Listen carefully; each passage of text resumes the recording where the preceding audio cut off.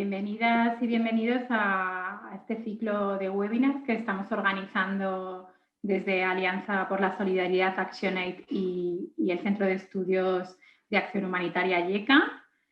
Mi nombre es María Salvador López, soy la responsable de programas de España de Alianza por la Solidaridad y responsable también del programa de voluntariado humanitario, que es donde se enmarca este ciclo de webinars, ¿no? Es un ciclo de webinars que hemos denominado ciclo de debates humanitarios, con el objetivo de fortalecer y aumentar los mecanismos y las capacidades de protección y atención de organizaciones de acogida que trabajan en contextos humanitarios. Está financiado por la Unión Europea, por la EACA, que es European Education and Culture Executive Agency, y se enmarca en el proyecto de voluntariado de la Unión Europea, aumentando sus capacidades de protección de las comunidades y organizaciones locales en contextos humanitarios. Bienvenidas. Tengo un panel de lujo en este segundo webinar regional que hemos organizado en este marco de ciclos que hemos denominado a este ciclo la acción humanitaria en tiempos de la COVID-19 y estamos abordando diferentes temáticas, ¿no? En este caso, hoy vamos a enfocarnos, aunque vamos a hablar desde diferentes perspectivas, en el desplazamiento forzado en el marco de nuevas dificultades, ¿no? También vinculando el componente de desplazamiento forzado con la problemática del COVID-19. Tengo aquí en este panel a tres personas, una persona de Alianza por la Solidaridad Colombia, que es Liuzka Buitrago. Ella actualmente es la persona responsable de la estrategia de género de Alianza por la Solidaridad ActionAid en Colombia. Y es una mujer con amplísima experiencia de trabajo con organizaciones feministas en Colombia, pero ella es economista con estudios de maestría de género y desarrollo y ha trabajado también en diferentes organizaciones de sociedad civil, pero también por ejemplo, en la Secretaría de la Mujer de Bogotá. También ha estado trabajando en el Observatorio de Mujeres y Equidad de Género de la Secretaría Distrital de la Mujer y ahora mismo la tenemos como responsable de nuestra estrategia de género en Colombia. Bienvenida, Liuzka. María, También, muy buenos días, gracias. Gracias a ti. También tenemos a Gloria Miranda, también una profesional y una trabajadora humanitaria con muchísimos años de experiencia en organizaciones nacionales, internacionales y gubernamentales y no gubernamentales. Ha trabajado también en el sistema de Naciones Unidas, también tiene muchísima experiencia en trabajo en áreas afectadas por el conflicto armado y desastres naturales, con comunidades principalmente afrocolombianas, mestizas e indígenas. Y a nivel internacional, ha trabajado en el Centro de Coordinación de Emergencias para América Latina y el Caribe de la Federación Luterana Mundial y como coordinadora de respuesta humanitaria en Venezuela con Oxfam, ¿no? Y también es autora y coautora de diversas investigaciones vinculadas también a temas de localización, de acción humanitaria. O sea que, es un placer también tenerte aquí con nosotras, Gloria. Buenos días, muchas gracias por la invitación. Estoy muy feliz de estar aquí. Gracias. Gracias. Y por último, aunque no menos importante, Rodolfo Beazley, perdona si digo mal tu apellido, pero es un investigador y consultor independiente especializado en protección social y asiste a gobiernos y a personal cooperante en el diseño e implementación de políticas y programas con un enfoque en los procesos operativos, incluyendo sistemas de información y mecanismos de focalización y de pago, entre otros, ¿no? En los últimos años se ha enfocado en estudiar cómo los sistemas y programas de protección social pueden ser adaptados, preparados y utilizados para realizar acciones de gestión de riesgos de desastres. Ha trabajado con diversas organizaciones también, ¿no? En el marco humanitario y también con una especialización en temas de protección social. Bienvenido, Rodolfo. Muchas gracias, María. Gracias a los organizadores por invitarme a participar y bueno, un gusto de estar aquí para conversar con todos ustedes. Muchas gracias. Bueno, como sabéis, la pandemia del COVID-19 no solo ha generado nuevas necesidades en materia humanitaria, sino que ha hecho que algunas necesidades previas ya existentes se vean relegadas, ¿no?, a un segundo plano. Lo estamos viendo con muchísimas temáticas, ¿no?, por ejemplo, como con Alianza, ¿no?, en temas de violencia basada en género, en acceso a determinados servicios de protección social básicos, ¿no? Y durante esta sesión nos centraremos en cómo la pandemia ha afectado y está afectando al componente de protección, que es uno de nuestros pilares básicos de trabajo, y al desplazamiento de personas, ¿no? Es decir, cómo estas problemáticas están acrecentando y cómo la pandemia del COVID pues, también está afectando de esta manera. Por otra parte, aunque de manera complementaria, analizaremos el estado de la localización en el marco de esta pandemia y cómo está suponiendo, ¿no?, un paso adelante o un paso atrás para el compromiso sobre todo un paso atrás en el compromiso del Gran Bargain, que realmente estamos viendo que estamos muy lejos de cumplir, ¿no? Y qué perspectivas de futuro se vislumbran en este aspecto, ¿no? Entonces, sí que vamos a hacer un diálogo abierto, ¿no?, entre las personas que están aquí. Luego también tenéis en el chat que podéis hacer vuestras preguntas. De todas maneras, la idea es tener como una hora de conversación con las personas, con las ponentes, y después tendremos espacio para hacer preguntas o discusiones. Podéis escribirlas en el chat, pero también si queréis, si nos da tiempo, sería fenomenal pues que pudierais hablar con el micrófono abierto, pero ahí sí os comentaré para dar paso, ¿no? Iniciando un poquito con las preguntas, ¿no? Sí que me gustaría iniciar con Yuzka, ¿no?, que también con todo el trabajo de protección, ¿no?, y de respuesta humanitaria que como Alianza por la Solidaridad Acción se hace en Colombia, sí que me gustaría que un poco comentaras pues, cómo la crisis del COVID-19 está afectando al aumento de la desprotección de las mujeres desplazadas inmigrantes venezolanas, ¿no? Sé que estáis haciendo un trabajo de respuesta con población desplazada venezolana en Colombia y sobre todo pues esto, qué está suponiendo para el acceso a medidas de protección y cuáles son las barreras de acceso, ¿no?, a servicios de respuesta, si estamos viendo un aumento de casos de violencia basada en género, la problemática de la trata. Muchas gracias, Luca. María, muchas gracias por invitarme a este espacio y poder compartir con las personas participantes un poco de la experiencia que hemos tenido frente a la atención a personas en situación de desplazamiento y algunas migrantes provenientes de Venezuela.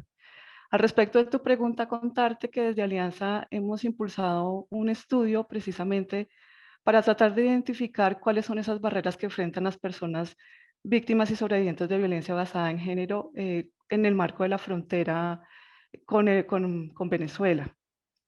A partir de la recopilación de información primaria, porque se hicieron una serie de entrevistas, encuestas, se tuvo la posibilidad de tener algún contacto con algunas personas representantes de instituciones, se pudo establecer que definitivamente las personas que están en la frontera del norte del país y que colindan con Venezuela enfrentan características particulares que hacen que restrinjan su posibilidad de atención frente a las violencias basadas en género. Específicamente, pues hay un primer factor que influye y es que desconocen la oferta institucional que existe para atender esta situación. Muchas de las mujeres, además, que provienen de Venezuela, vienen por rutas informales que las exponen a formas específicas de violencia, entre esas la violencia sexual, la trata de personas. Esta es una problemática que está desafortunadamente en las dinámicas mismas de estos trayectos que ellas recorren y frente a esto realmente no se está haciendo una respuesta oportuna. Además, por las condiciones que nos ha impuesto la crisis ocasionada por la pandemia frente al tema de sobrevivencia, muchas de las mujeres se encuentran como una alternativa de sobrevivencia precisamente el ejercicio de actividades ligadas con la prostitución. A esto hay que además agregarle un factor adicional, y es que frente a la población venezolana existe un estigma que se refuerza precisamente en estas situaciones de sobrevivencia a las que están expuestas las mujeres y que ejercen este tipo de actividades para garantizar su sobrevivencia. Adicionalmente, ya cuando las mujeres provenientes de Venezuela y las mujeres en situación de desplazamiento pueden acceder a servicios de atención con las instituciones que tienen competencias en la atención por el marco de la ruta, algunas de ellas están enfrentando situaciones de revictimización. Es decir, que como ustedes saben, desafortunadamente todavía la violencia basada en género está muy naturalizada en los contextos institucionales, se trivializa y además, pues por cuenta del tema de la pandemia también, el personal se ha visto reducido o está desbordado. Entonces, esto también implica que el trato hacia las personas sobrevivientes no sea el más adecuado, no sea el mejor. Y también por esta, digamos, hay una suerte de parálisis de los servicios también por cuenta de los efectos de la pandemia, ya sea porque no se cuenta con suficientes recursos en los municipios, ya sea porque incluso un déficit de atención que estaba preexistente a la pandemia se refuerza con todo el tema de la pandemia, o ya sea porque la activación de servicios remotos pues requiere también una logística a la cual las personas no necesariamente pueden acceder. Por todas estas razones, pues también hay una desatención de determinadas necesidades. Hemos visto, por ejemplo, que las necesidades frente a atención psicosocial están completamente desatendidas, lo cual, por supuesto, reviste mucha gravedad frente a, por ejemplo, sobrevivientes de violencia sexual o incluso por todas las situaciones que estuvo ocasionando el proceso de aislamiento al que tuvimos que someternos para prevenir todo el tema del contagio de la pandemia. Entonces, esto se refuerza en estos contextos. Adicionalmente, digamos que los procesos organizativos también se han visto afectados. Las organizaciones pues han tenido que atender, digamos, y han tenido que salir a suplir como esa abandono estatal que históricamente existe en estos territorios y ha tenido también que empezar a responder frente a estas situaciones de violencia basada en género. Muchas veces con recursos muy limitados, con incluso apoyándose de redes locales para atender estas situaciones y tratar de suplir esos déficits de atención. ¿Qué hemos encontrado en esta investigación que hemos realizado? Que, por ejemplo, es fundamental fortalecer en los municipios ofertas especializadas de atención psicosocial y también ofertas especializadas de casas refugio, precisamente para atender, por ejemplo, a las personas que están en riesgo de violencia feminicida. Esta es una necesidad muy sentida por parte de las comunidades y que requieren de la mayor acción estatal para atenderlas. Con la pandemia vimos también, por ejemplo, el aumento de las violencias intrafamiliares, de la violencia sexual, pero también de los feminicidios. Y esto pues nos muestra también la necesidad de generar ese tipo de Realmente las casas refugio, las casas de acogida están en las ciudades principales, pero no en los municipios. Los municipios no cuentan con la suficiente capacidad económica para sostener este tipo de ofertas. Entonces fue uno de los hallazgos de la investigación, es que es necesario fortalecer ese tipo de mecanismos. Otro asunto que tiene que ver con las organizaciones sociales es que las organizaciones y las redes que se han creado tienen un papel clave también en hacer seguimiento a las situaciones de violencia que se vienen presentando, a identificar las dinámicas, a denunciar los casos que se están presentando. Y es fundamental también ese ejercicio que hacen de visibilización de la dinámica de la violencia basada en género en estos contextos, porque es un rol que permite también que las políticas públicas empiecen a adecuarse en ese sentido. Nos falta todo un camino por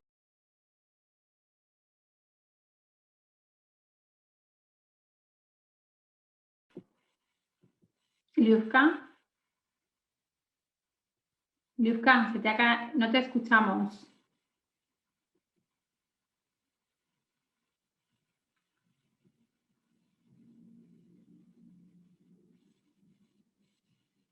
A ver si...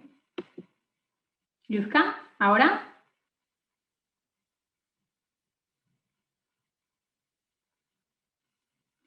Lo que tiene Ya el volví. directo. A ver, Liuzka, ¿ya volviste? Sí, ya volví. Me desconecté por un momento. Vale. Si quieres completar lo que... Tienes el micrófono apagado, si quieres completar lo que estabas diciendo. Y en aras, digamos, de esa visibilización de la situación, también es importante entonces la labor de recoger información, de ir a territorio, tratar de recoger los testimonios, tratar de recoger las experiencias, lo que las organizaciones están haciendo para dar respuesta a esta situación que estamos enfrentando, tanto en el marco de hacer una respuesta complementaria a lo que la institucionalidad debe brindar en el marco de las rutas de atención, como en el marco de generar esa información y ese conocimiento que necesitamos para adaptarnos a estas nuevas condiciones y dinámicas que está tomando la violencia basada en género en el contexto de la crisis por la pandemia.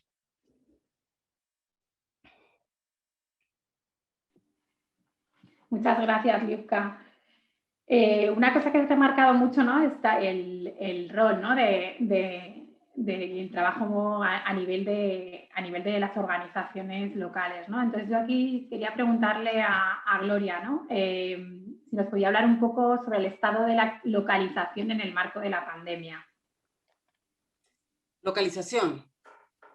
Sí. Pues bueno, lo que tenemos en esta pandemia, a diferencia de la pandemia del ébola, es, por ejemplo, que esta pandemia está localizada en la mayor parte del mundo, mientras que la pandemia del ébola estuvo localizada solamente en un territorio del África Occidental.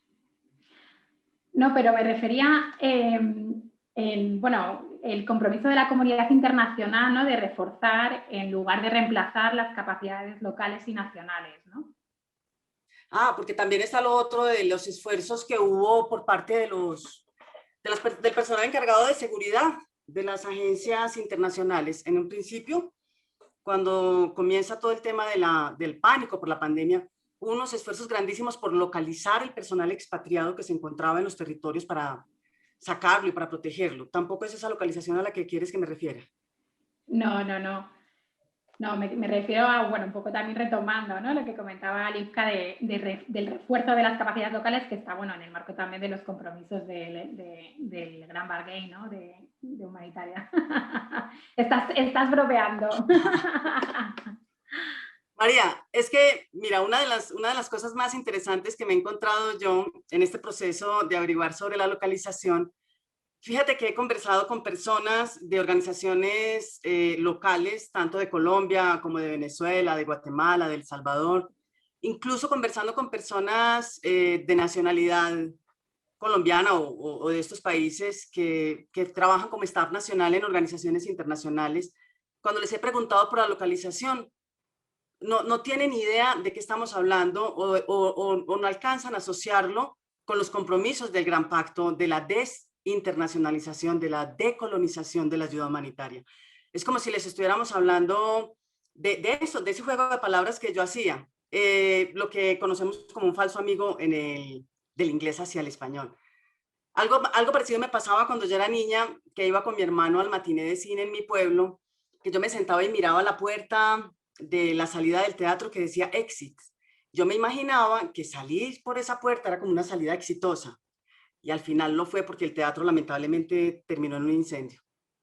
Entonces, quería comenzar haciendo este jueguito, esta broma y haciendo alusión a eso de los falsos amigos en el inglés, porque encontramos una gran paradoja al determinar una cuestión que tiene que ver con el apoyo a las organizaciones locales, al menos para esta parte del mundo donde somos hispanohablantes, utilizando una palabra en inglés que no se ha contextualizado, que no se ha logrado llevar como a un análisis de lo que significa ese concepto dentro de los compromisos firmados en el Gran Pacto después de la Cumbre Humanitaria Mundial. Entonces, empiezo con eso porque la utilización de estos conceptos en inglés, que no necesariamente han sido adaptados al contexto, suelen generar malentendidos, que sostienen ese status quo humanitario desigual de las relaciones entre el norte y el sur. Y aunque parezca un tema banal, lo de la paradoja ilustra precisamente ese tipo de diferencias. Entonces, esas diferentes interpretaciones, por supuesto, llevan a diferentes acciones que no necesariamente están relacionadas con el espíritu del Gran Pacto. Por ejemplo, nos hemos encontrado con el caso de organizaciones internacionales que contratan personal local, muchas veces menguando el personal de las organizaciones locales. Entonces, en lugar de reforzar, lo que están haciendo es trabajando en detrimento de las organizaciones locales. Pero, pues, es parte del proceso, ¿cierto? Aquí llega una agencia del Sistema de Naciones Unidas, llega una ONG de estas grandes, interesantes, me ofrece trabajo, yo me voy a trabajar con ellos. Lo que no está bien es que eso lo presenten como localización. El hecho de que una organización internacional contrate personal nacional, eso no puede, bajo ninguna circunstancia, ser presentado como localización. Y esto es una de las cosas que se han pasado un poco, bueno, que vienen pasando desde que se firmó el Gran Pacto, pero que con la pandemia también ha pasado a partir de todo ese éxodo de personal expatriado de las organizaciones internacionales. Entonces, hablando de localización como ese nombre común del segundo compromiso del Gran Pacto, en el que algunas organizaciones internacionales se comprometieron, hay una cosa que es muy importante, que es el tema de la financiación y la flexibilidad de la financiación. Pero yo quiero hacer mucho énfasis en ese establecimiento de un campo de juego en el que nos reuniéramos como iguales, con base en el respeto mutuo, como pares, que las organizaciones locales y nacionales tuvieran más y mejores oportunidades de participación en las estructuras de coordinación, pero también tomando decisiones, y que los aportes de las innovaciones que están haciendo las organizaciones locales sean visibles y también con mayor influencia en los debates de política. Entonces, retomando la pregunta por la pandemia y un poco también mirando de las cosas que nos hablaba Luis Camp sobre las redes de las organizaciones locales, sí ha habido cambio. En tanto que las organizaciones tradicionales, por ejemplo, las organizaciones que trabajaban en derechos humanos, o las organizaciones que trabajaban o que trabajan, que siguen trabajando, de lo que nos hablaba Luipka, en violencia sexual basada en género. Y vale aclarar que una de las organizaciones con las que hablamos en la preparación de esta ponencia es una organización que trabaja violencia sexual basada en género en Guatemala. Coinciden en que tuvieron que hacer algunos movimientos de sus acciones para poder hacer también una respuesta humanitaria. ¿Por qué? Porque las personas con las que trabajaban, por ejemplo, las mujeres a las que apoyaban esta organización guatemalteca, que las apoyaban como para entrar al sistema jurídico de protección, esos sistemas se cierran, estas personas no pueden acceder a alimentos y estas organizaciones empiezan a movilizar recursos para entregar alimentos, sin haber hecho nunca antes respuesta humanitaria propiamente dicha. Pero ese cambio de vocación no necesariamente será permanente. Lo que sí es claro que nos va a aportar pequeños aprendizajes que en tiempos de pandemia podríamos utilizar pues como en un futuro, y de eso seguramente vamos a hablar un poco más tarde. Quiero hacer énfasis también en las relaciones entre las organizaciones internacionales y las organizaciones nacionales, porque hay una cosa muy interesante que está pasando, y es algo así como que la ventaja de estar en terreno presentes con un staff internacional por fuera del país no necesariamente ha implicado una independencia de las acciones. Por el contrario, dada la virtualidad y el acompañamiento por parte de las socias internacionales, tiene un dejo de ese gran hermano del que nos hablaba Orwell, omnipresente, que todo lo controla, que busca infundir confianza, pero a la vez infunde temor y respeto. Entonces, las relaciones no se han vuelto relaciones de pares. Antes, al contrario, esa cosa del gran hermano ha cogido más fuerza. Otro de los aspectos importantes que decía que no solo es la financiación, es el asunto de la coordinación. Las organizaciones nacionales han tenido más y mejor acceso a los mecanismos de coordinación, porque como ahora son virtuales, entonces ahora son de puertas mucho más abiertas. Pero eso no necesariamente significa que tengan más personal. Resulta que esa persona, que es la encargada de la organización, la representante, es la que tiene que firmar los documentos administrativos, es la que tiene que estar aprobando cada cosa que pasa dentro de la organización, es también la que asiste al clúster o al mecanismo de coordinación del que estemos hablando. Pero esa participación significa más trabajo, pero no necesariamente significa que pueda tener un lugar de la toma de decisiones. Una de las cosas que encontrábamos en otros investigadores y yo es que del 2016 al 2020, las organizaciones nacionales siguen sintiendo que son instrumentalizadas por las organizaciones internacionales para la recolección de información. Y un poco lo que ha pasado con la pandemia es que eso sigue pasando. las organizaciones nacionales ahora están mucho, y las locales están mucho más cercanas a las comunidades, los donantes están pidiendo mucha más información del terreno y son ellos los que tienen que pasar esa información, pero eso no significa que puedan estar en los lugares de la toma de decisión. También podríamos decir que a partir de la pandemia se mejoró la visibilidad y el acceso que antes no tenían las organizaciones locales y nacionales. Pero eso no necesariamente significa una interacción más directa con los donantes, por ejemplo. Para las organizaciones locales y nacionales, demostrar la calidad del trabajo no es fácil. No hay recursos para comunicar lo que están haciendo. Se encuentra que no tienen las herramientas para presentar la información. Pues la falta de personal, que era lo que decía ahora, es una persona la que participa. Primero, no pueden sistematizar, porque están en el día a día en las acciones, sea porque fueron tradicionalmente de respuesta humanitaria o porque están haciendo estos cambios y esta transformación para responder a los temas humanitarios. No tienen cómo sistematizar y mucho menos saben cómo adaptar. En la mayoría de los casos, hay unas que ya somos muy profesionales en eso, en adaptar el lenguaje a la jerga utilizada en esos espacios, para que esa relación pueda ser una relación de pares. Porque resulta que, aunque estemos hablando de localización, seguimos pensando que son las organizaciones locales las que se tienen que adaptar a ese lenguaje, como la palabra localización, y no al contrario, las organizaciones que llegan a los territorios a adaptarse a las estructuras y a los contextos. En el papel sí, pero en la vida real todavía falta un poquito de terreno. Bueno, otra cosa de lo que quería mencionarles aquí, bueno, les hablé de lo de la instrumentalización, que las organizaciones siguen sintiendo que están instrumentalizadas. Entonces, cuando hablamos de organizaciones nacionales, muchas de ellas trabajan con organizaciones locales de más de base. Por las dificultades del acceso al terreno por parte de las internacionales y las mismas organizaciones nacionales, muchas acciones han sido delegadas en las organizaciones locales. Muchas de ellas han sido a partir de lo que yo quiero llamar como fortalecimiento de capacidades express, que es ese fortalecimiento de capacidades donde te dicen qué tienes que hacer, cómo lo tienes que hacer, pero que no parte desde ningún punto de vista desde conocimientos previos. Para la realización de algunas acciones y alcanzar ciertos indicadores de los proyectos que ya venían desde antes de la pandemia o incluso de proyectos nuevos. Estas organizaciones locales utilizan toda su creatividad para afrontar estos novedosos desafíos que son de recursos, de logística, de bioseguridad, etc. Y esto puede ser presentado como un fortalecimiento de capacidades, que digamos que es uno de los puntos claros del gran acuerdo, del fortalecimiento de las capacidades de las organizaciones locales.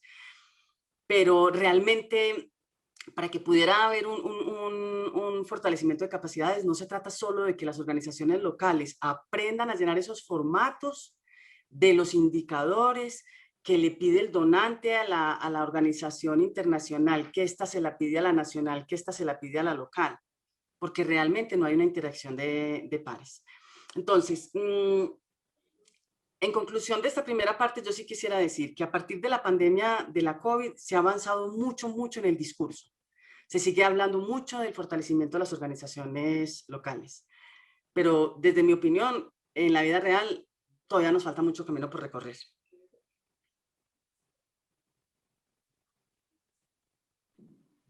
Muchas gracias, Gloria. La verdad que, bueno, me parece totalmente correcto ese enfoque y además que, bueno, que también que a veces muchas veces con los discursos, ¿no? Y de los grandes pactos, ves la realidad y a veces dices, ostras, ¿qué pasa aquí? Aquí se habla mucho, pero se hace poco, ¿no? A mí me pasó, por ejemplo, que yo tuve la oportunidad o la desgracia, ¿no? De estar en los primeros días cuando fue el terremoto en Ecuador y de participar en algunos espacios, ¿no? De clústeres humanitarios en la zona de intervención y estaban solamente las grandes organizaciones internacionales. Y cuando yo conocía organizaciones locales que estaban trabajando en la zona más afectada y ninguna estaba presente. Entonces, claro, yo preguntaba, bueno, pero ¿qué pasa con las organizaciones locales? ¿No? Entonces también es verdad, ¿no? Que a veces tanto el discurso, también los mecanismos, los instrumentos que utilizamos, tenemos que cuestionarlos, ¿no? Y ir más allá, ¿no? Del discurso y de esto que comentas, ¿no? En este caso me gustaría, Luzca, preguntarte porque claro, sí que como alianza sí que es decir, ¿cuál es el enfoque un poco de este trabajo de fortalecimiento y de articulación con las organizaciones locales, ¿no? Porque sí que has mencionado antes la importancia de este rol que están teniendo las organizaciones locales, por ejemplo, en el tema de prevención de violencia de género, atención, y creo que también en el marco del estudio que has comentado que estabas hablando, una de las cosas que se mencionaba también es que son uno de los primeros recursos que las mujeres, ¿no?, tienen, ¿no?, a la hora de preguntar sobre, bueno, qué pueden hacer, cuáles son un poco las posibilidades de salir de determinadas situaciones. Entonces, como alianza, en ese sentido, ¿cómo es ese rol, ¿no?, de apoyar o de trabajar de manera coordinada, articulada con las organizaciones locales? Pues sí, precisamente arranco por donde tú estabas mencionando, por diferentes razones, ya sea por la falta de confianza en las autoridades locales o por el temor a la revictimización o simplemente por el desconocimiento acerca de las rutas de atención que existen para las violencias basadas en género. Las sobrevivientes acuden de primera instancia a las organizaciones sociales de base o a las redes de mujeres que tienen presencia en el territorio para dar a conocer su situación. En ese sentido, pues las organizaciones locales cumplen un rol fundamental para la identificación de los casos y para la activación de las rutas de atención. Eh, Además, pues por esto es fundamental que las organizaciones cuenten con ese fortalecimiento acerca de conocer los mecanismos de activación de las rutas, conocer los mecanismos de activación y de exigibilidad de los derechos y ese ejercicio de veeduría y control social que seguramente ejercen frente a estas dinámicas de las violencias en el territorio. Otra labor fundamental de las organizaciones sociales de base y las redes de mujeres tiene que ver con la documentación de los casos, como lo decía hace un momento. Con frecuencia la información oficial pues tiene un subregistro, porque está ligada pues a datos administrativos y esto pues muchas veces tiene que ver con las denuncias y bueno, esto por supuesto representa un subregistro de la información. Entonces la labor que hacen las organizaciones de base en materia de documentación de casos es clave para precisamente evidenciar las dinámicas y las dimensiones que tiene este tipo de violencia en los territorios. Les doy un ejemplo. Por ejemplo, la Fiscalía refiere que en el año 2020 se registraron cerca de 178 feminicidios en el país.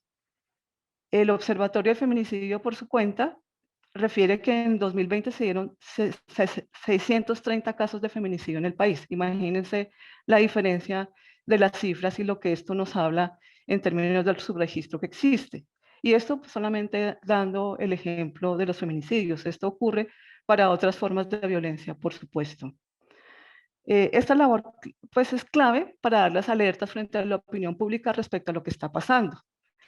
Pues no en vano, por ejemplo, el 8 de marzo se centró en la denuncia frente al incremento de los feminicidios en el país. Y hubo todo un llamado desde todas las movilizaciones que se hicieron para que el Estado haga algo para parar este comportamiento, esta tendencia que se está presentando en el país. Entonces, digamos que esta labor que hacen las organizaciones de visibilizar, de documentar los casos, es clave y fundamental para hacer las alertas del caso y para hacer los llamados a que el Estado pues actúe en consecuencia. Como les comentaba, pues las organizaciones locales con frecuencia también brindan algunas atenciones que se adecuan a las cosmovisiones y prácticas culturales de las mujeres, sobre todo las mujeres indígenas, las mujeres afrodescendientes. Muchas veces la respuesta institucional pues no se adecua a estas prácticas culturales de las mujeres. Estoy hablando, por ejemplo, a las atenciones psicosociales a veces son muy tradicionales o con frecuencia son desde una apuesta muy tradicional y no se adecuan precisamente a esas prácticas culturales de las mujeres. Entonces, las organizaciones contribuyen a crear alternativas y a hacer incidencia para que estas respuestas institucionales realmente se adecúen a las cosmovisiones y prácticas culturales de las mujeres. También, pues, por supuesto, es necesario, por esta labor que realizan las organizaciones sociales y de mujeres y las redes de mujeres en los territorios de visibilización y documentación de casos, es necesario también generar mecanismos de protección y autoprotección, porque esta labor de liderazgo también las pone a ellas en riesgo. En muchos territorios en los que estamos, por ejemplo, el liderazgo de las organizaciones de mujeres se ve como una amenaza y también en ese sentido, pues puede ser objeto de agresiones para precisamente callar esos liderazgos de las mujeres. Entonces allí también hay que generar una respuesta de protección que sea efectiva, que sea coherente y que pueda no solamente atender a la protección individual, sino incluso a la protección colectiva de las lideresas y de los procesos que ellas están creando. Porque finalmente, además, detrás de esos liderazgos de mujeres hay todo un proceso que ha implicado mucho esfuerzo, que ha implicado mucho posicionamiento y que si se pierde, pues es una pérdida muy grande, no solamente a nivel misma del movimiento de mujeres, sino incluso a nivel del capital cultural de los territorios. Y finalmente, pues creo también que las organizaciones sociales son claves para generar redes de apoyo. Cuando como alianza tenemos que generar procesos de reubicación de las personas que estén en riesgo, muchas veces nos toca apoyarnos en las organizaciones sociales que nos puedan ayudar a generar precisamente esas redes de apoyo en los lugares de reubicación en los que van a estar las personas para proteger su vida. Y generar esas redes de apoyo es clave para que las personas puedan sentirse seguras en los nuevos entornos en los que van a estar residiendo. Y estas organizaciones, por supuesto, tienen allí una labor fundamental para generar estas redes sociales y esas redes de apoyo que necesitamos para que precisamente las personas puedan conservar su vida. Entonces, un poco para resumir, pues es clave el papel de las organizaciones en materia de identificación y documentación de casos. Es clave su papel también en el marco de la activación de las rutas, porque incluso tienen que acompañar a las víctimas a las instituciones para que sean atendidas, cosa que no debería pasar, pero sigue ocurriendo.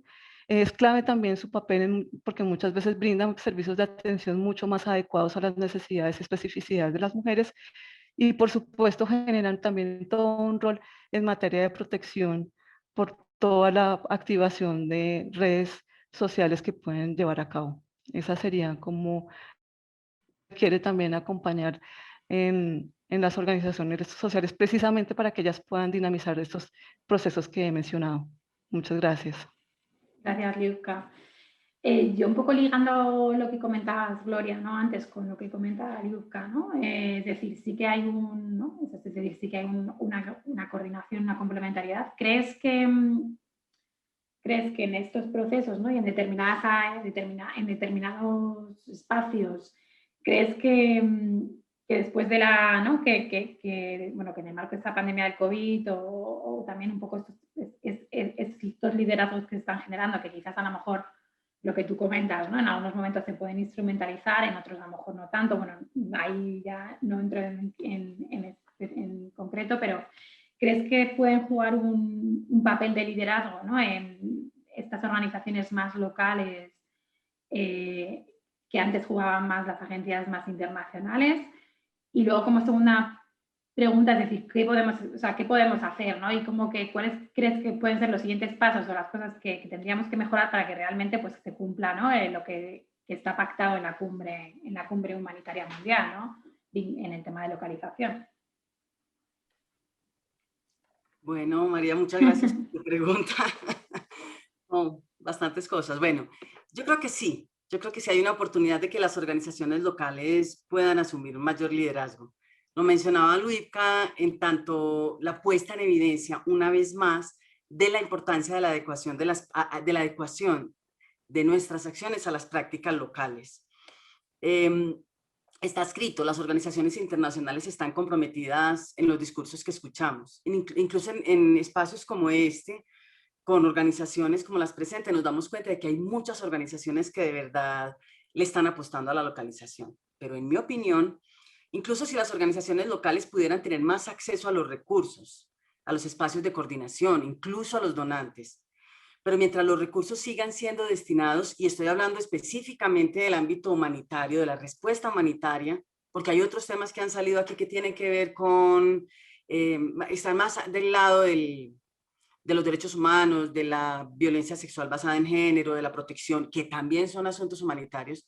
Pero hablando propiamente de la respuesta, los recursos siguen destinados única y exclusivamente a las personas que pretendemos atender, a las personas a las que pretendemos ayudar. Y las organizaciones internacionales que tienen todo este bagaje, toda esta experiencia y todos los recursos para lo que decía ahora, por ejemplo, manejo de información, mientras que las organizaciones locales, aunque recibieran más recursos, sería para atender a la gente. y sería y mientras no reciban recursos o que no puedan utilizar recursos para mejorar los sistemas administrativos, para mejorar sus sistemas de información, incluso la calidad de vida del personal, que las personas que trabajan en las organizaciones nacionales y locales tengan sueldos competitivos, seguridad social competitiva. Mientras el fortalecimiento de las capacidades consiste en que se adapten los modos y formas de las internacionales y no tengan en cuenta los saberes de las locales, como lo decía Ludwika tan bonito y también dicho, la cosmovisión, si no se tienen en cuenta las capacidades previas y el contexto, van a seguir siendo prácticas colonizadoras. Y la palabra colonización no la estoy diciendo yo, esto ha salido en estos foros de localización con el IECA varias veces. Hay un papel que las organizaciones locales y nacionales podrían asumir, un cambio mental frente a esa colonización, un grito de independencia, para que también puedan asumir un rol mucho más activo en la toma de decisiones, en los espacios de coordinación, en mostrar lo que están haciendo. Pero para ello necesitan sentirse autorizadas, necesitan que la comunidad internacional las autorice, dejar de lado el temor, porque se empanican, les da miedo que si piden cuentas a sus socias internacionales, les van a quitar el apoyo. Vea, yo hablé con organizaciones que llevan años aquí en Colombia trabajando con organizaciones internacionales que manejan recursos, por ejemplo, de la Unión Europea o de la ESID o del Sistema de Naciones Unidas. Y la organización local sigue llamando a la organización internacional el donante. O sea, no saben que el donante es otro y que la internacional es una especie de socia intermediaria. Eso deja mucho que desear en términos del grito de independencia, ¿cierto? Decía una señora, es que el que pone la plata pone las condiciones. Entonces, para hablar de la pandemia, retomando pues también como tu pregunta, si partimos de que las organizaciones locales han ganado un territorio, que las organizaciones nacionales tienen la oportunidad de aprovechar ese territorio ganado para mejorar su lugar en la toma de decisiones, al estar más cerca de las organizaciones internacionales, no estoy tan segura de que eso se pueda sostener en el tiempo, si no se dan los debates que se deben dar y sobre todo si esos debates sobre la localización no se da con la participación de las organizaciones locales. En todo caso, es muy pronto. Yo creo que nos falta todavía mucho por aprender y por sistematizar de lo que está pasando con la pandemia, cómo esta nos afectó a todos y a todas. Por supuesto que de formas desproporcionadamente diferentes dependiendo de las vulnerabilidades, ¿cierto? No nos podemos comparar, pero digamos que si esta crisis nos puso en evidencia, o sea, esta crisis tocó a Europa y no la tocó como en la crisis migratoria de que les están llegando los migrantes, sino que también Europa puso muertos. Entonces, el hecho de que esto nos pusiera como en un lugar un poco más común, el tiempo nos va a decir si se pudo aprovechar o no. Y aquí quiero mencionar una cosa de cómo esos cambios se presentan a la luz de la localización. Ludwika nos hablaba del trabajo que están haciendo en la frontera con Venezuela en el norte. Yo quiero traer a colación una región de Colombia también, que es en la frontera con Venezuela, pero es un poquito más hacia el sur. En el oriente de Colombia está Arauca. Entonces, Arauca también es un territorio que ha sido afectado o que está recibiendo mucha migración, pero históricamente ha sido un territorio muy afectado por diversas formas del conflicto armado colombiano, incluso por desastres de origen natural, pero ha sido muy poco, o siempre fue, hasta hace poco, muy poco atractivo para la comunidad internacional. Hay presencia de algunas organizaciones internacionales, como por ejemplo la Federación Luterana Mundial, también está el trabajo de Cáritas con la Pastoral Social de Arauca, que es acompañado pues por Cáritas, la Cruz Roja Colombiana, etc. Pero muchas organizaciones locales realizaron acciones por su propia cuenta durante todo el tiempo del conflicto armado, algunas en asocio con organizaciones internacionales, atendiendo consecuencias del conflicto armado como el reclutamiento forzado, los asesinatos selectivos, que aquí se conocen como falsos positivos, las afectaciones por minas antipersonal, también la violencia sexual basada en género y sobre todo el desplazamiento forzado. Ese saber y experiencia, especialmente en la respuesta humanitaria a las familias desplazadas internamente, pudo haber sido aprovechado por la comunidad internacional cuando generosamente se dio a atender a las personas que comenzaron a llegar con necesidades humanitarias muy parecidas a las necesidades humanitarias que generalmente tiene la población internamente desplazada, estas personas que empezaron a llegar ya en la figura de migrantes desde Venezuela. Pero lo que pasó fue en su mayoría fue que la comunidad internacional se dio a reemplazar en lugar de reforzar a las organizaciones locales. Se presentó una competencia por los recursos, una competencia a la que esas organizaciones locales, que sabían trabajar muy bien con los desplazados o con las personas desplazadas en el territorio, que tenían todo este conocimiento de contexto, incluso esa cercanía de la cosmovisión, esas organizaciones locales no podían competir contra esas organizaciones internacionales y sus grandes esquemas comunicacionales. Incluso se dio que organizaciones internacionales que llegaron al territorio hicieron eso que mencioné también al principio del reclutamiento de personal, de staff de organizaciones de la zona para trabajar en esas organizaciones internacionales, lo que profesionalmente representa pues un gran avance para las personas. Yo he sido beneficiaria de eso, por supuesto, pero que va 100% en contra de lo acordado en el Gran Pacto, en tanto localización. También se presentó, en este caso en Arauca, estoy hablando del cambio que hubo entre atender solo desplazamiento y luego el boom de esa oleada de organizaciones internacionales en este territorio. Se presentó también la tercerización en forma de contratos para la ejecución de actividades específicas por la ausencia de personal internacional a partir de la pandemia. Entonces, contrataron a estas organizaciones locales, pero como ejecutoras, como seguidoras de instrucciones, pero sin ninguna clase de participación activa. Entonces, de esta parte lo que quiero decir es que si no hay foros de reflexión frente a ello, con la participación activa de las organizaciones locales, cualquier cosa que hayamos aprendido en la pandemia no nos va a ayudar a avanzar en la localización. Pero me preguntabas también entonces cuáles serían los siguientes pasos. Y ahí es donde me estás diciendo, por favor, Gloria, danos como un poquito de optimismo. Bueno. Esto es una cosa que sé que a Luivka y a María les va a gustar, y espero que a Rodolfo también, que se ha dicho también en muchos otros foros de aquí en la misma IECA y que se lo he escuchado a personal de Alianza. Y es que yo estoy completamente convencida de que para que sea efectiva la localización debe ser feminista. Se debe evitar por todos los medios reproducir los sistemas patriarcales, que de alguna manera son los que naturalmente se asocian con el asistencialismo o el paternalismo de la asistencia humanitaria. Entonces, entender que la transformación de las relaciones de poder a la que nos invita el feminismo creará un entorno propicio para el liderazgo de las organizaciones locales.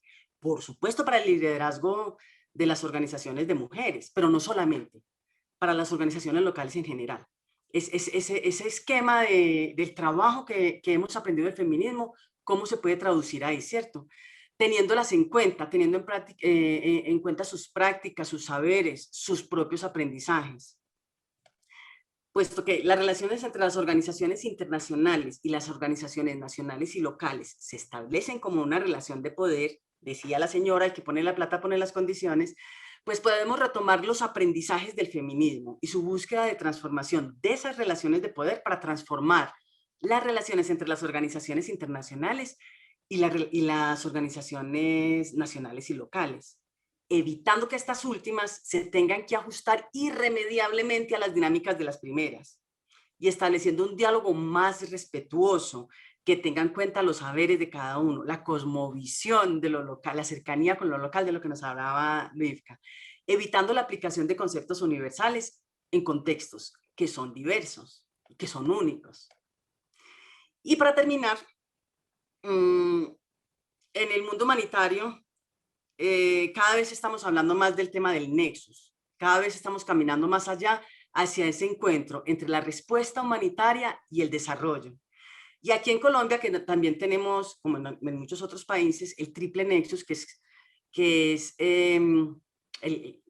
la respuesta humanitaria, el desarrollo y la paz. Entonces, hablar de nexus, en mi opinión, no es posible sin las organizaciones locales, sin el protagonismo de las organizaciones locales. Pero no solo como beneficiarias de un proyecto, no solo como fuente de información, no como beneficiarias de una estrategia de fortalecimiento de capacidades. Al contrario, como una socia en todo el sentido de la palabra, como alguien que se sienta en la mesa en igualdad de condiciones, con su conocimiento de contexto, con su cercanía a las comunidades y con su capacidad para llevar las acciones más allá de las programadas. Y eso, lamentablemente, vuelve a implicar también el tema del acceso a los recursos y que esos recursos no sean solo destinados para la respuesta propiamente dicha, sino que también puedan ser utilizados para la agencia y la autogestión de estas organizaciones. Espero haber respondido a tu pregunta, María. Sí, sí, sí, la verdad que muchas gracias y sí, me ha gustado mucho la respuesta de que tiene que ser, la localización debe ser feminista, estoy totalmente de acuerdo, ¿no? De cuestionarnos las relaciones de poder en esos ámbitos. Bueno, Rodolfo, que te tenemos ahí muy callado, pero ahora te toca, perdona porque estamos aquí. Pero bueno, sí que quería ligar y además me parece súper importante ahora con respecto a lo que comentaba Yuzka, con lo que nos ha mencionado Gloria. Estamos hablando, bueno, de como una respuesta humanitaria a todo el tema de los recursos, ¿no? Estamos hablando de organizaciones locales, de protección, de cómo mejorar esos sistemas de protección social. Y aquí yo también cuestiono, es decir, dónde queda el rol de los estados, ¿no? De las organizaciones, de las autoridades locales, ¿no? Y qué rol tienen en esta respuesta humanitaria y en el refuerzo de los sistemas de protección social, ¿no? Y me gustaría ver, bueno, que vincularlo a todo el componente de cómo quizás las respuestas que en el componente humanitario de transferencias monetarias, cómo se pueden utilizar en este marco de responder, sí, a una necesidad humanitaria, pero también a reforzar los sistemas de protección social. Muchas gracias, María, muchas gracias. Bueno, primero decir que los aportes de Gloria y Luca me parecieron fascinantes y entonces me da un poco de pena cambiar un poquito el enfoque por unos minutos o ampliarlo, digamos. Han sido, sí, aportes fascinantes. Bueno, estábamos hablando del Nexus y demás, y yo un poco por mi perfil quería enfocarme en el tema de protección social por parte de los gobiernos y cómo existe en los últimos años un interés mayor a nivel práctico operativo, pero también a nivel de investigación, en cómo vincular respuestas humanitarias con sistemas nacionales de protección social, ¿sí? Entonces, lo primero que uno se puede preguntar es por qué uno quisiera hacer eso, ¿no? Y hay muchas razones. Para empezar, porque, bueno, asistencia humanitaria, sabemos que dependiendo los contextos y demás, puede ser fluctuante, puede ser no muy predecible, ¿no? Y en muchos países, la asistencia humanitaria termina respondiendo a problemas crónicos, cuando en realidad uno pensaría que es para responder a problemas, a emergencias más excepcionales, ¿no? Ahora, si hay problemas crónicos, seguramente necesitan de otro tipo de herramientas, ¿sí? Y por supuesto que acá se vincula con todo lo que estábamos conversando anteriormente de organizaciones locales. Y también, por supuesto, el rol de los gobiernos, ¿no? Por otro lado, volviendo al gran pacto que Gloria mencionaba anteriormente, también se habla y se establece la necesidad de fortalecer la capacidad de los gobiernos, ¿no?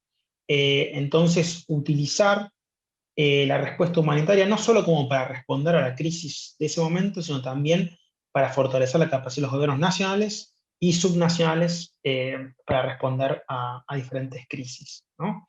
Y en este caso, sobre todo en América Latina y el Caribe, los sistemas de protección social, si bien hay mucha variedad y disparidad en cuanto a la madurez de los sistemas de protección social, sobre todo en comparación con otras regiones, se puede decir que la región tiene un nivel de madurez importante, con sistemas que llegan a segmentos importantes de la población, con sistemas administrativos medianamente robustos, por más que la crisis actual, como ya sabíamos, ha evidenciado la exclusión de importantes segmentos de la población, la exclusión, por ejemplo, de migrantes en muchos países, etc. Entonces, teniendo en cuenta que queda un larguísimo camino por recorrer en cuanto a protección social, de todos modos, hay determinada capacidad que sí puede ser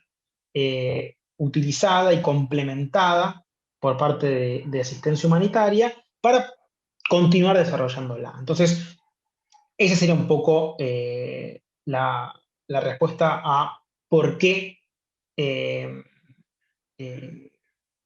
este nexo entre asistencia humanitaria y protección social. ¿Sí? Sí, o sea, si tienes algún ejemplo vinculado a esto que acabas de mencionar, ¿no? Es decir, yo creo que, bueno, que el nexo entre o sea, el vincular también y todo el refuerzo de los sistemas de protección social en los países es fundamental, porque lo que comentas, ¿no? La cronificación de determinadas situaciones, que claro, las situaciones de emergencia al final lo que hacen es acrecentarlo, ¿no? Pero que ya vienen de problemas previos. No sé si en el marco de las respuestas a COVID ¿tienes algún ejemplo específico de a lo mejor algún sistema vinculado a todo el tema de transferencias monetarias y protección social en cuanto a respuesta a COVID? Sí, gracias, María. Bueno, para empezar, que es algo, esta interacción, hay experiencias en la región y en el mundo, pero pocas todavía, es algo bastante incipiente. Ahora estamos por terminar una investigación sobre protección social, COVID y migración en la región, y encontramos poquísimas experiencias de este vínculo, lo que habla de todavía un largo camino por recorrer.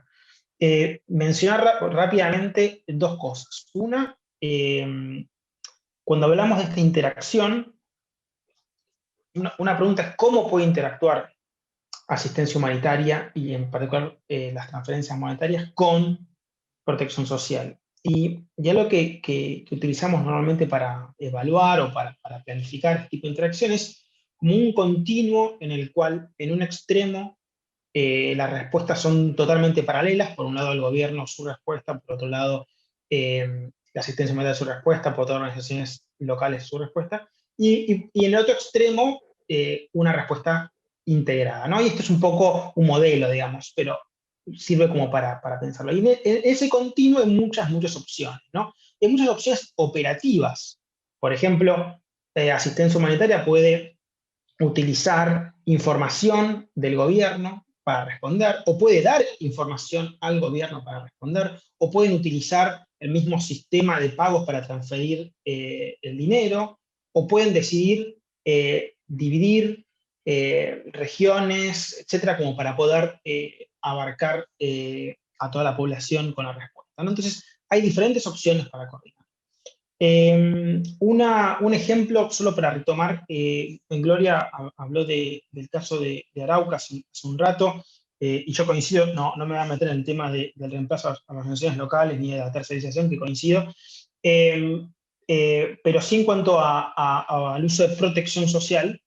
Hay una experiencia con la cual he estado siguiendo de cerca, que es la de el Programa Mundial de Alimentos junto con protección social, implementando, se llama un piloto, pero no es necesariamente un piloto, en Arauca para dar asistencia a migrantes de la población local. Lo que tiene de interesante este piloto es justamente esa interacción entre protección social y en este caso el PMA, el Programa Mundial de Alimentos.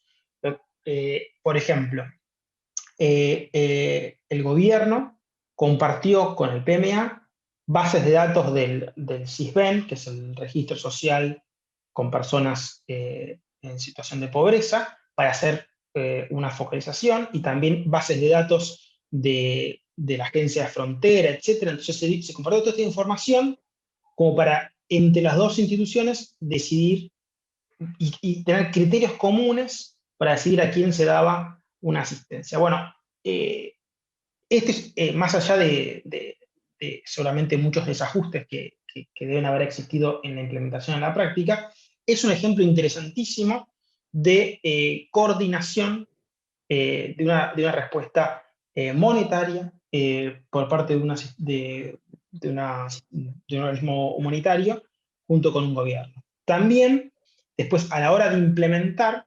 existe mucha coordinación con el gobierno ya local, los gobiernos locales, para los pagos, para la realización de los pagos por un lado, y por otro lado, por supuesto, con la población migrante existieron muchos problemas de personas que no estaban registradas en el SISBEN, personas cuyos datos de contacto eran ya obsoletos. Entonces, junto con el gobierno local, y acá después podemos conversar también el tema de el rol de las organizaciones locales, pero junto con el gobierno local se establecieron estrategias para actualizar esos datos de contacto y poder alcanzar a esas personas. En algunos casos estas estrategias fueron exitosas, en otros casos no. Entonces, en un contexto de pocas experiencias todavía de interacción, esta experiencia, que seguramente deba ser mejorada, creo que tiene algunas cosas muy interesantes. Bueno, dejo aquí. Muchas gracias, Rodolfo. Creo que también ahí yo le quería preguntar a Aliuzka, ¿no? Porque sí que conozco algunas iniciativas, ¿no? Que se están llevando también en Colombia, ¿no? Con Alianza por la Solidaridad, vinculadas a todo el tema de CAS multipropósito, ¿no? Vinculado a temas de necesidades de protección, pero también, ¿no? Una experiencia que creo que habéis tenido también en Nariño, ¿no? Con el gobierno local, ¿no? Que quizás a lo mejor recuperar algunos puntos en base a lo que comenta Rodolfo, ¿no? De cómo se están articulando estas respuestas de protección local con acción, con ayuda humanitaria, ¿no? Y si están siendo exitosas. Bueno, primero, pues un poco para situar el tema del cash multipropósito en el marco de respuesta para atender casos de violencia basada en género, pues recordar que la dependencia económica está muy ligada con la violencia de género que se ejerce contra las mujeres y las niñas. Entonces, en este sentido, el brindar un apoyo en cash multipropósito puede implicar para la persona sobreviviente eh, poder, por ejemplo, contar con recursos para transporte e interponer una denuncia o poder contar con recursos para acceder a atención médica eh, indispensable, ¿no? Este acceso a cash también puede implicar poder generar una estrategia de reubicación de una persona que está en riesgo por situaciones de amenaza a su vida. Entonces, en este marco, la respuesta, contar con este recurso es clave precisamente para generar una respuesta integral a la violencia basada en género. Em, También, pues, en la experiencia que hemos tenido como alianza frente a la atención de casos de violencia basada en género, el recurso de apoyo para personas en riesgo frente al tema de cash multipropósito ha permitido incluso ligar oferta de servicios que no están disponibles en los territorios, pero a los que se puede acceder porque están disponibles en ciudades principales. ¿A qué me refiero? Específicamente a las casas refugio o o casas de paso. Muchas veces las personas que están en riesgo y necesitan ser reubicadas, a través del acceso a cash pueden acceder precisamente a esta oferta especializada que se encuentra especialmente en las ciudades. Entonces, el acceso a este recurso eh, permite entonces también hacer una conexión de la oferta institucional local de un municipio con la oferta institucional que se encuentra de pronto en una ciudad principal. Y esto, por supuesto, pues es lo que se permite con la dispersión de estas ayudas. Y además, pues de una respuesta inmediata y teniendo en cuenta lo que nos ha mostrado la crisis ocasionada por la pandemia en relación con los empleos femeninos y con la pérdida, sobre todo, y la afectación al sector informal en el que están vinculadas también un sector importante de mujeres, eh, el cash también puede ser importante para poder contar con recursos para la reactivación económica. ¿Qué nos falta un poco en términos de lo que estaban planteando Rodolfo, de lo que también planteó un poco Gloria, es cómo pensarnos este tipo de apoyos para que también puedan fomentar la economía local y de pronto fomentar también procesos de las organizaciones productoras de mujeres? Eso, digamos, claro, muy en el marco de la emergencia, poder también fomentar este tipo de procesos con la dispersión de recursos multipropósito. Y una reflexión que nos queda frente a lo que estaba planteando Rodolfo y ese nexus que hay entre cash multipropósito en el marco de las emergencias y el contexto de la protección social es tal vez el tema relacionado con las medidas de reactivación económica que se están pensando. Y ahí nos vamos un poco también a lo que tiene que ver con los gobiernos locales. Estas medidas de reactivación económica no necesariamente están pensadas desde un enfoque de género. Entonces es allí donde también tenemos que empezar a hacer, desde las organizaciones locales, fortalecer esos procesos de incidencia para que esas medidas de activación económica que se están pensando tengan en cuenta las realidades, necesidades y especificidades de las mujeres en los territorios, por lo que hablamos, por la incidencia del desempleo femenino, por la ampliación de brechas en ese sentido, incluso también pues porque la economía de estos países en Latinoamérica se mueve mucho con base en el sector informal y medidas sobre esta parte de la población pues no se están pensando. Y por supuesto, hay que pensar algo que también nos mostró la pandemia y que tiene que ver con toda la recarga de trabajo de cuidado en las mujeres. Esto, por supuesto, limita aún más sus posibilidades de acceder al mercado laboral, sus posibilidades, por supuesto, de generar ingresos propios. Y otra vez volvemos a ese círculo que existe y ese vínculo que existe entre la violencia basada en género y la dependencia económica. Entonces, esta estrategia del cash multipropósito, por supuesto, nos permite muchísimo empezar a pensar cómo romper esos vínculos que existen entre la dependencia económica y la violencia de género. Y es un recurso que realmente tiene mucha potencialidad si lo pensamos desde esa perspectiva de generar procesos de reactivación económica y desarrollo. Ya frente a los procesos locales, lo que hemos venido pensándonos también como alianza es cómo generar alianzas con la institucionalidad, tanto del nivel de las alcaldías locales como del nivel de las gobernaciones, específicamente en este caso con la gobernación de Nariño, para que conjuntamente podamos generar capacidades que les permitan a los gobiernos locales responder a este tipo de situaciones de crisis. Específicamente, por ejemplo, los apoyos que se requieren para sostener una estrategia de casas de acogida, que sabemos que requiere de recursos importantes. Entonces, podemos canalizar recursos que permitan fortalecer ese tipo de respuestas institucionales que son tan necesarias en el territorio y que además pues son también, pues que requieren también una inversión importante y que esa inversión importante desde los gobiernos locales permite también su sostenibilidad en el tiempo. Entonces, generar este tipo de alianzas también es importante porque podemos también cambiar un poco lo que decía Rodrigo, el foco de las políticas públicas tan pensadas desde el asistencialismo y pensarnos más en cómo implementar políticas públicas que realmente tengan un enfoque de derechos y de derechos de las mujeres. Muchas gracias, María.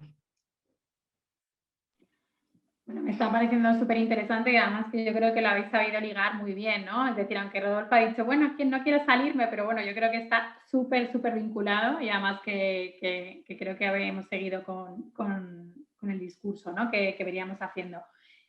No sé si hay alguna pregunta específica por parte de las personas asistentes. He puesto en el chat que si queréis hacer preguntas podéis escribirlas, pero bueno, también aquí podéis levantar la mano en el chat, ¿no? Para que yo pueda mirarlas o bueno, si queréis escribir podemos también responderlas. Mientras hay alguien que quiera participar o hacer alguna pregunta, yo sigue, bueno, para no parar, sí que quiero, bueno, voy a continuar un poquito, no veo por ahora ninguna persona que quiera preguntar, pero bueno, entonces vamos a seguir y si hay alguna persona, pues puede levantar la mano o escribir la pregunta. A mí sí me gustaría, bueno, vinculado a lo que estamos comentando, ¿no? Sí que en el sentido de, bueno, de que también Luzca antes también mencionaba, ¿no? Que el cómo ¿no? hacer políticas de protección social vinculado más a un marco de derechos, que no sean tan asistencialistas, que también los gobiernos tengan, ¿no? un sistema como más de preparación ante determinadas cosas, ¿no? de respuesta así específica que muchas veces nos hemos encontrado, no solamente en Colombia, sino también en otros contextos donde hemos venido trabajando. Es decir, ¿cómo podemos cómo podemos potenciar todo este proceso, ¿no? de respuesta, ¿no? y de mecanismos de protección social mucho más contextualizados, mucho más vinculados a esta agenda que comentabais?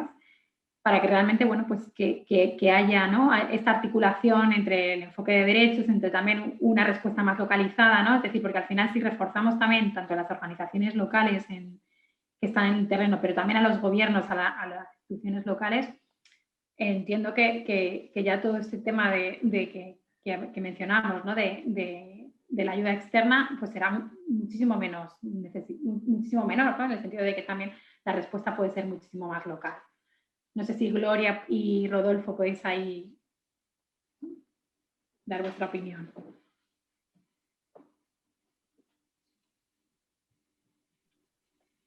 Bueno, entonces voy yo. Claro, yo he hecho mucho énfasis en hablar del gran pacto en relación de los compromisos hechos por la comunidad internacional para con las organizaciones de la sociedad civil.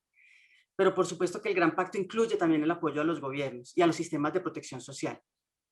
En el caso de Colombia, por ejemplo, nosotros tradicionalmente teníamos separados en dos esquemas, el que equivaldría a los sistemas de protección civil, que es la Unidad Nacional de Gestión de Riesgo de Desastres, que es la unidad de parte del gobierno encargada de la respuesta a las crisis de origen natural o de origen tecnológico, etcétera. Pero por otro lado hemos tenido con distintos nombres la unidad encargada de la respuesta frente a las consecuencias por el conflicto armado. Últimamente unidad de víctimas, en otras épocas la red de solidaridad social, con la que, por cierto, retomando también algo que decía Rodolfo, el Programa Mundial de Alimentos siempre ha trabajado en sus programas de las operaciones de socorro y recuperación, operación prolongada, socorro y recuperación, siempre ha trabajado con instituciones del gobierno vinculadas con la respuesta a las víctimas del conflicto, con el Instituto Colombiano de Bienestar Familiar y con los gobiernos locales, incluso desde mucho antes de la firma del Gran Pacto. Por supuesto, ahora con lo de las transferencias monetarias, esto tiene unas dinámicas que se van acomodando también, incluso a lo del Nexus, que era otra de las cosas que mencionábamos. Pero retomando el tema de la división de poderes, por decirlo de alguna manera, en Colombia, teníamos la atención a los desplazados y otras víctimas del conflicto, la atención a inundaciones, terremotos y similares, luego con el incremento de la migración. Lo que está pasando, en mi opinión, es que se está desdibujando un poco el tema de las víctimas del conflicto, al punto de que cambia el espíritu, la función de la Oficina de Coordinación de Asuntos Humanitarios de Naciones Unidas, OCHA, en Colombia, cambia su rol. Ahora tiene un rol un poco más discreto, si se quiere, y coge muchísimo más auge el tema de la atención a los flujos migratorios mixtos.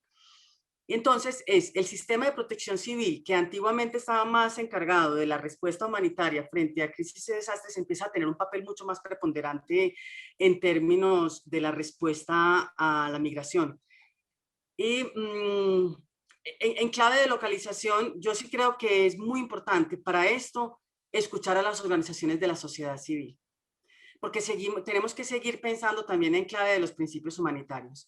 Y si bien la idea sí que es ayudar a que los gobiernos cumplan con su deber y obligación de atender no solo a su población, sino a la población que llega en migración, pues por todos estos acuerdos internacionales que hemos firmado y por el imperativo humanitario, para no ir más lejos, sí que es muy importante que haya una participación activa de las organizaciones de la sociedad civil en esas mesas de discusión, en mi opinión, porque si no, se sigue desdibujando cada vez más lo que está pasando en el caso de Colombia en el interior del país. El tema de los asesinatos de los líderes sociales, lo que mencionaba tan bien ilustrado Luivka, del incremento de la violencia sexual basada en género y otras violencias contra las mujeres a partir no solo de la pandemia como a situación de salud, sino también el tema del confinamiento y demás. Y otros temas pues asociados con el conflicto armado al interior del país. Entonces sí que estoy completamente de acuerdo en que hay que seguir apostando a la respuesta con los municipios y las gobernaciones, pero también es muy importante que haya una participación activa de las organizaciones de la sociedad civil organizadas, para que esto tenga un efecto, pues retomando mi tema de la localización. Aprovecho para hacer un comentario rápido. Gracias. Dos cosas. Uno, bueno, como decía Gloria, el rol, por supuesto, de protección civil es es clave en toda esta agenda. Nosotros es lo que siempre estudiamos y que hasta hace pocos años estas organizaciones iban completamente en paralelo. Respecto de protección social, en algunos casos respecto a asistencia humanitaria, dependiendo del país, pero al menos en cuanto a protección social y protección civil, muy pocas interacciones. Ese, por ejemplo, es el caso en Colombia y también en muchos otros países, y que ahora empieza lentamente a cambiar. Hay países de la región, como por ejemplo República Dominicana, en el cual ha habido mucho más interacción en los últimos años entre estos dos sectores, ¿no? Pero por supuesto, protección social solo puede cumplir un rol dentro de respuestas a emergencias y eso tiene que estar enmarcado dentro de una estrategia más holística, digamos, eh, liderada por protección civil según corresponde.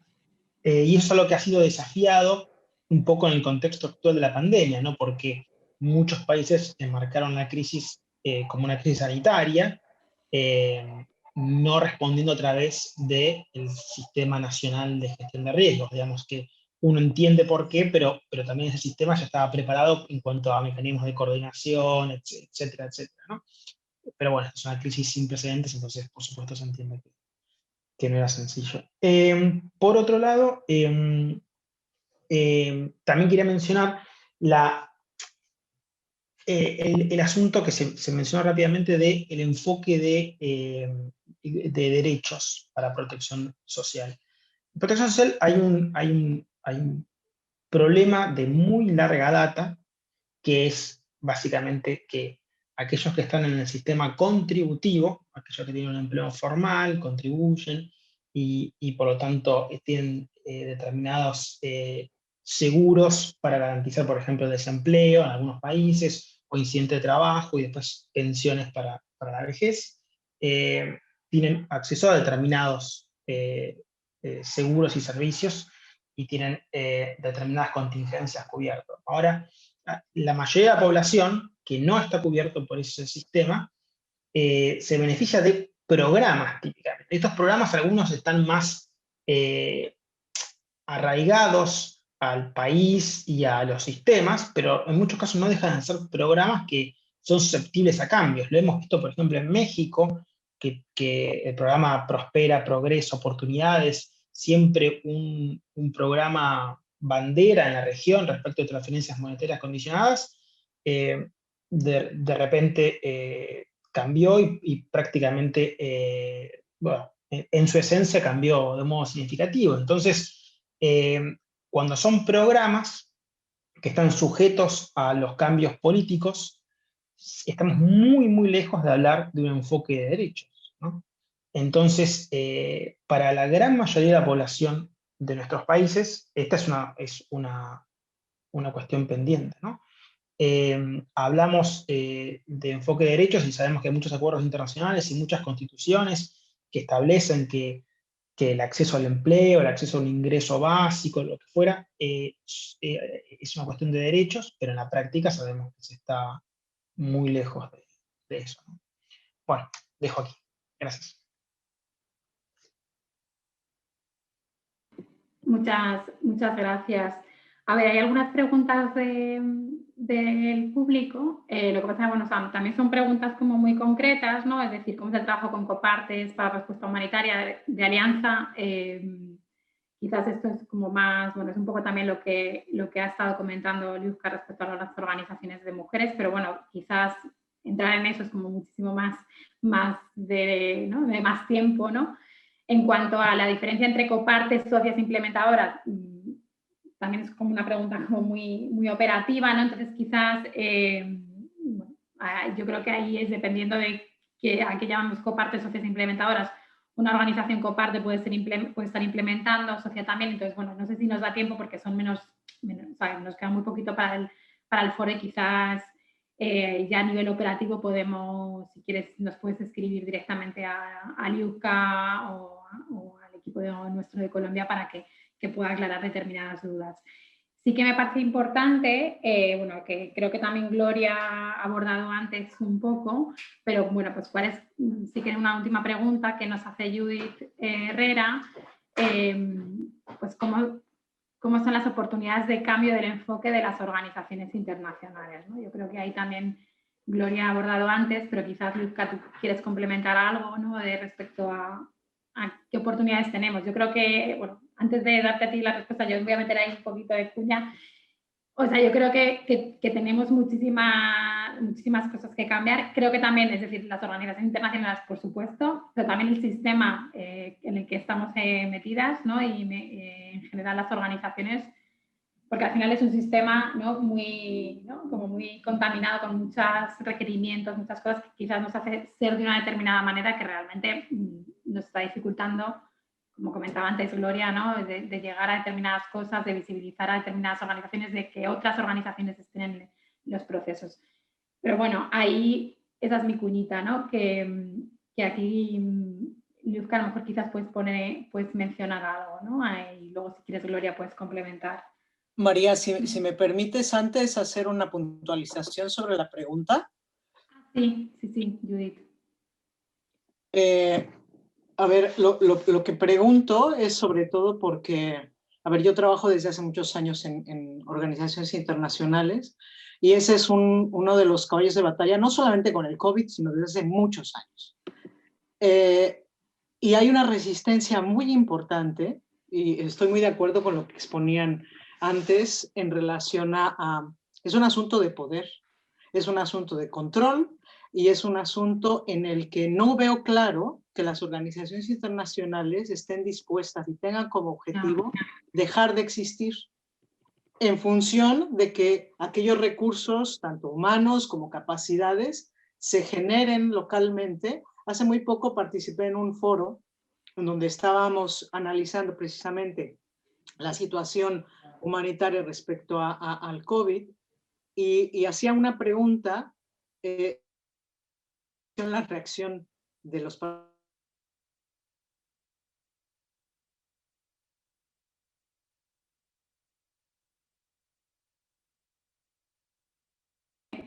¿Se te ha cortado?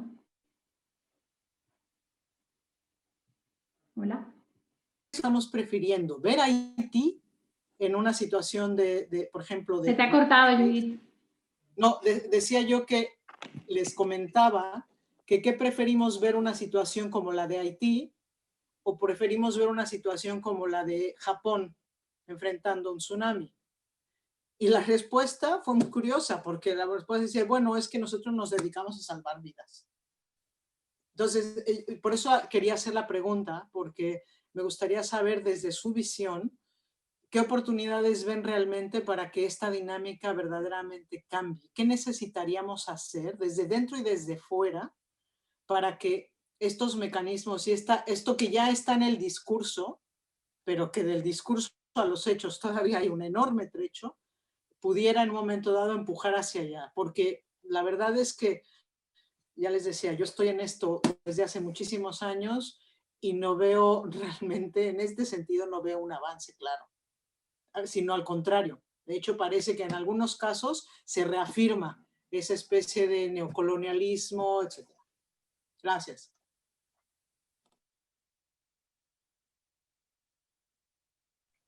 ¿Voy, María? Sí, responde, porque estamos ya casi sobre el tiempo y así ya luego después cerramos.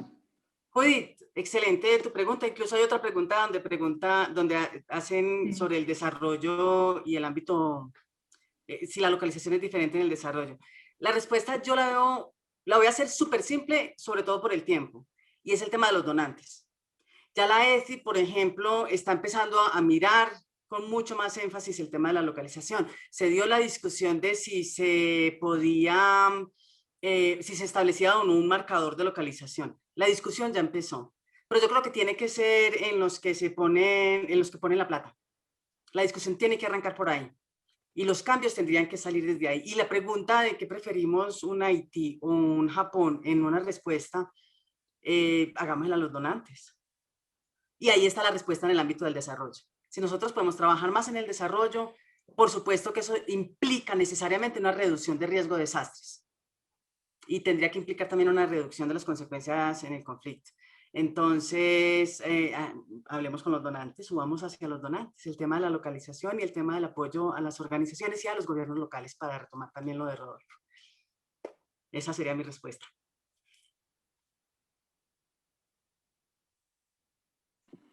Gracias.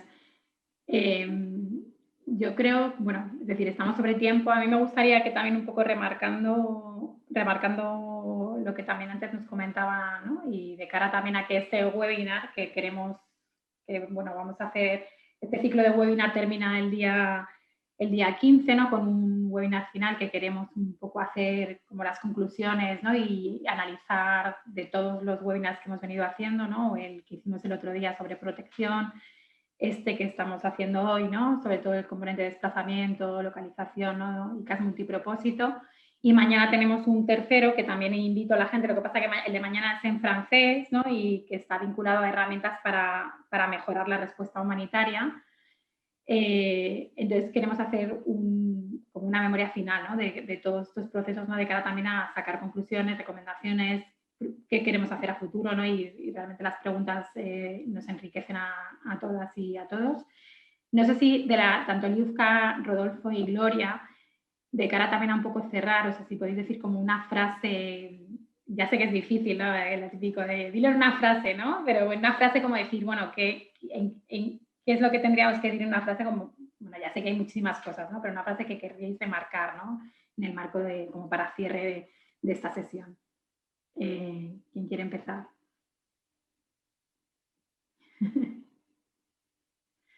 Dejo pensar un poquito.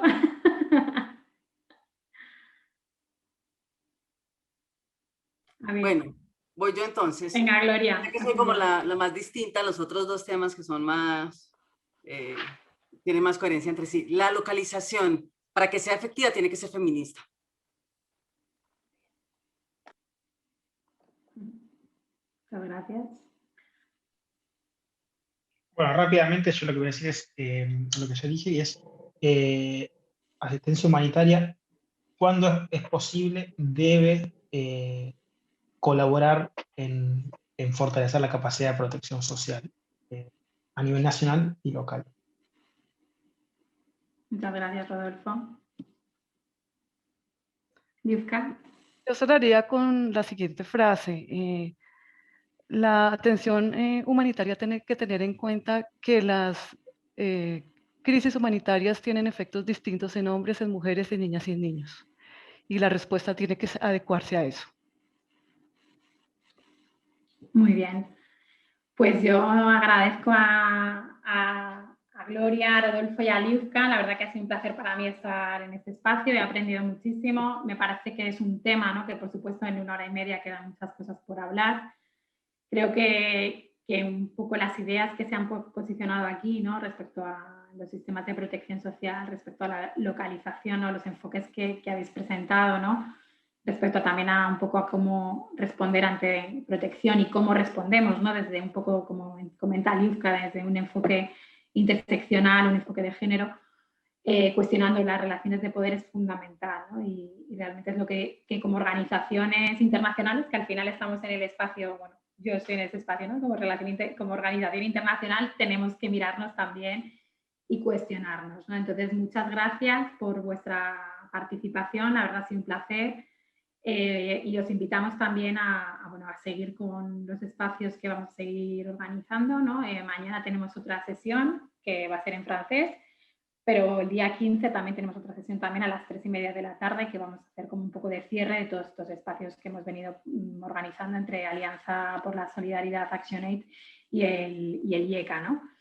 Y bueno, pues de todas maneras, para cualquier pregunta que haya quedado sin responder, para cualquier duda, pues podéis escribirnos Liuzka ha dejado también su correo allí, pero bueno, también estamos disponibles para cualquier cosa y de hecho también sacaremos unas memorias de estos espacios que estamos organizando, que os haremos llegar a todas las personas que os habéis inscrito en estas jornadas. Muchas gracias y un placer. Gracias.